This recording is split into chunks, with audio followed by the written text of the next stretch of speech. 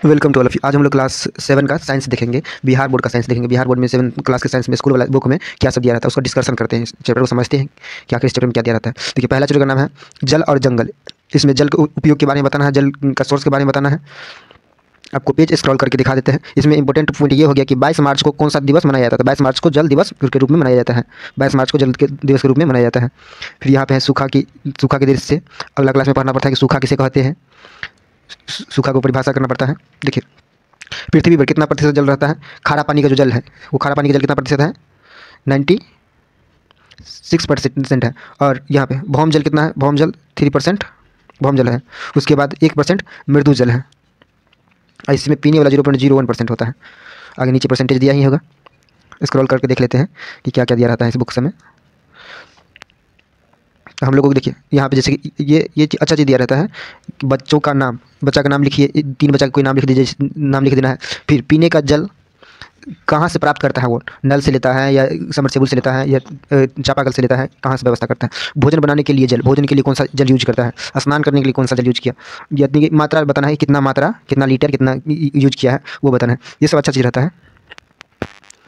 आगे देखिए, भूमिगत जल। भूमिगत जल किसे कहते हैं, जैसे कि वर्षा हुआ, वर्षा के बाद रिस करके धीरे धीरे धीरे धीरे भूमि के अंदर जो पानी चला जाता है, उस जल को हम लोग कौन सा जल कहते हैं, भूमिगत जल कहते हैं।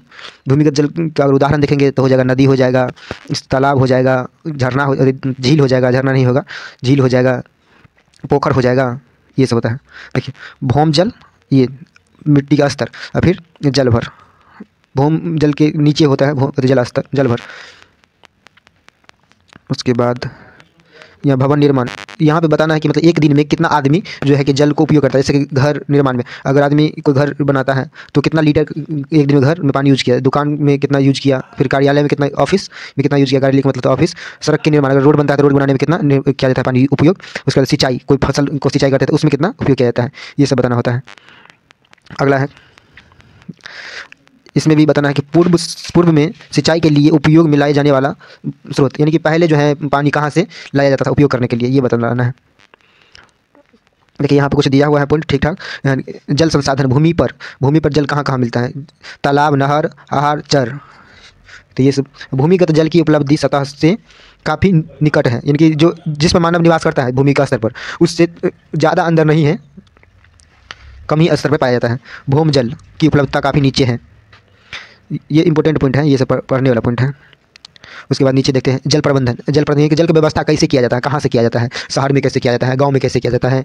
और उसके बाद हम लोग ड्रिप सिंचाई समझेंगे। ड्रिप सिंचाई क्या होता है। ड्रिप सिंचाई जो है आपको ज़्यादा से ज़्यादा शहर में देखने को मिलता है, मार्केट में देखने को मिलता है। और जो खास करके किसान होते हैं, ये सब्जी का किसान, तो सब्जी का किसान ड्रिप सिंचाई का उपयोग करते हैं। ड्रिप सिंचाई में क्या होता है कि देखिए, जैसे पानी लगा, ये पाइप लगा दिया है, पाइप खोल देगा, सारी जगह पानी जितना मात्रा में चाहिए, ऊपर अगर छिटका चाहिए तो छिटका पानी फैल जाएगा। जिससे क्या होगा कि पानी कम बर्बादी होगा। अब कम पानी में फसल को उपजाया जा सकता है। अच्छा खासा फसल की जो पानी की ज़रूरत होता है उस ज़रूरत को पूरा किया जाता है, उसी को ड्रिप सिंचाई कहते हैं।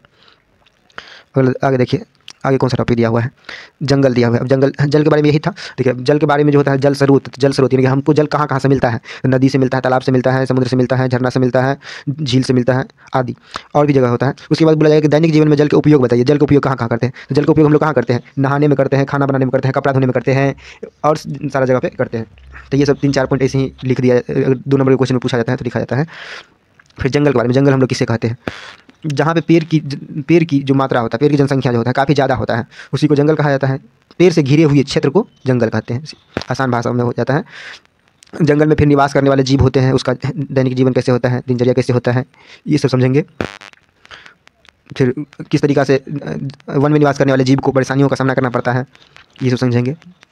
वन में खाद्य श्रृंखला, खाद्य श्रृंखला क्या होता है, ये फूड चेन होता है। खाद्य श्रृंखला फूड चेन यानी कि जैसे कि घास हुआ, ठीक है, तो घास को कौन खाएगा, हिरन खाएगा, या घास को कौन खाया, मान लीजिए कि टिड्डा खाया, ठीक है, ग्रासोपर को कौन खाया, ग्रासोपर को खाएगा मेंढक खाएगा, मेंढक को कौन खाएगा, मेंढक को स्नेक खाया, स्नेक को कौन खाएगा, स्नेक को जो होता है गरुड़ होता है, बाज होता है, वो खाता है। तो यानी कि एक दूसरे पर सब निर्भर रहता है, इसी को फूड चेन कहा जाता है।